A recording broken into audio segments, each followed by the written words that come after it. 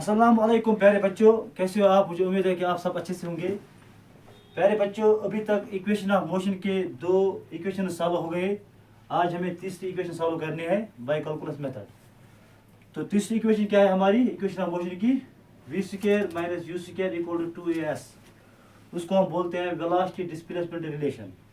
ठीक है, बाकी आपको पता है u होता है इनिशियल वेलोसिटी, v होता है फाइनल वेलोसिटी, a होता है एक्सेलरेशन, t होता है टाइम, s होता है डिस्प्लेसमेंट। तो हमने इसको डिराइव करना है इस थर्ड वाली इक्वेशन को। ठीक है, तो सबसे पहले हम लेंगे एक्सेलरेशन। ठीक है, तो हमें पता है एक्सेलरेशन होता है बराबर dv upon dt, small change in velocity upon small change in time. लेकिन यहाँ पे टाइम की बात नहीं हो रही है, यहाँ पे डिस्प्लेसमेंट की बात हो रही है। तो डिस्प्लेसमेंट हम कहाँ से लाएंगे? तो मैं अगर चाहूँ इसको ds से मल्टीप्लाई भी करूँ, डिवाइड भी करूँ, कोई बड़ी बात नहीं है।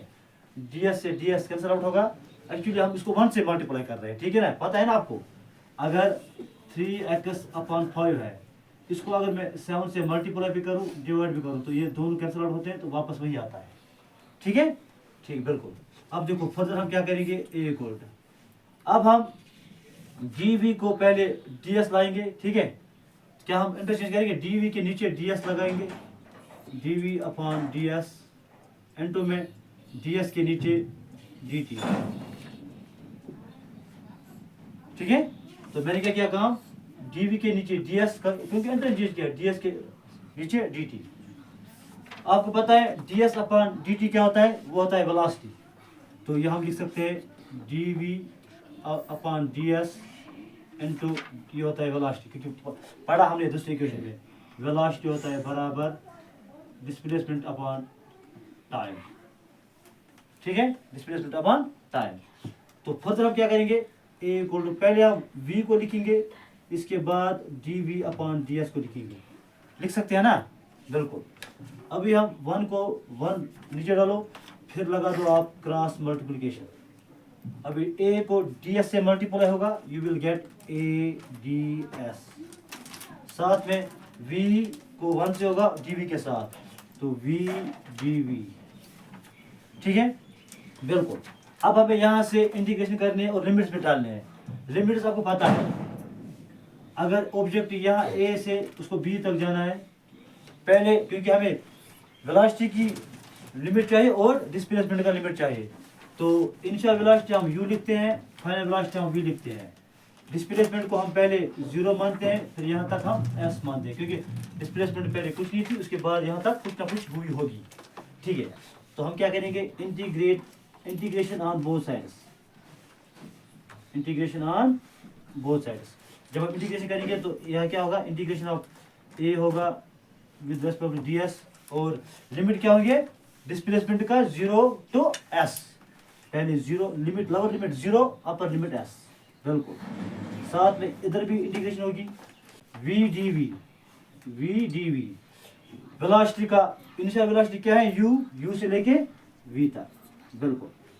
ठीक है, अब देखो a विद रेस्पेक्ट ds नहीं होगा, क्योंकि a इज कांस्टेंट, तो a को हम बाहर रख सकते हैं। ठीक है, तो अगर हम a को बाहर निकालेंगे तो यहाँ क्या होगा, 0 to s ds equal to, लेकिन यहाँ होगा v विद रेस्पेक्ट dv।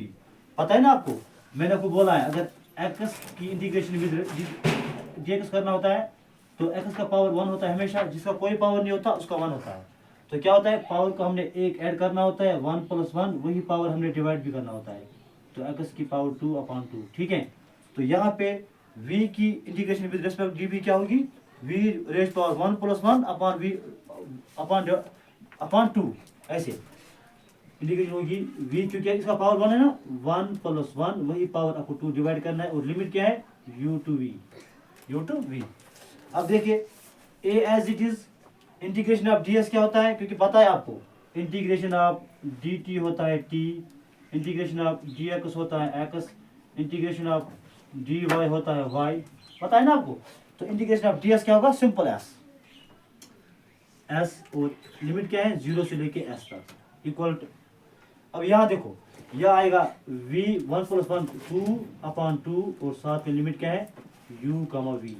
ठीक है, अब देखो ए एज इट इज, अब देना है लिमिट, एस को पहले अपर लिमिट, एस को के बदले एस माइनस लोअर लिमिट क्या है 0।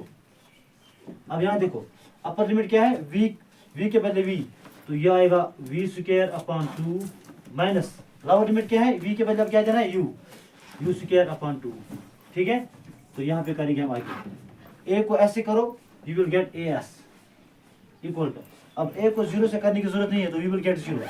अब यहाँ देखो, यहाँ पे आप 2 कॉमन निकाल सकते हो नीचे, जब आपने 2 कॉमन निकाला तो यहाँ क्या बचा v square minus u square minus v square. अब यहाँ पे क्रॉस मल्टीप्लाई करो, यह क्या आएगा 2as equal to v square minus u square. ये करना था ना अभी, v square minus u square किसके बराबर है, तो इसको आप आर लिख सकते हो। अगर एक ही बात है ना तो चलो पहले आप इस साइड को लिखो, v square minus u square किसके बराबर है 2as। इस तरह से हमारी तीसरी इक्वेशन सॉल्व हो गई। ठीक है, मुझे उम्मीद है कि आपको ये समझ आया होगा। आप एक बार इसको गो थ्रू करो, फिर भी अगर आपको कहीं पे लगेगा कि मतलब समझ नहीं आया, मैं आपको फिर से मतलब ये क्वेश्चन सॉल्व करके दूंगा। तो तब तक अपना ख्याल रखना, दीजिए इजाजत, खुदा हाफिज़।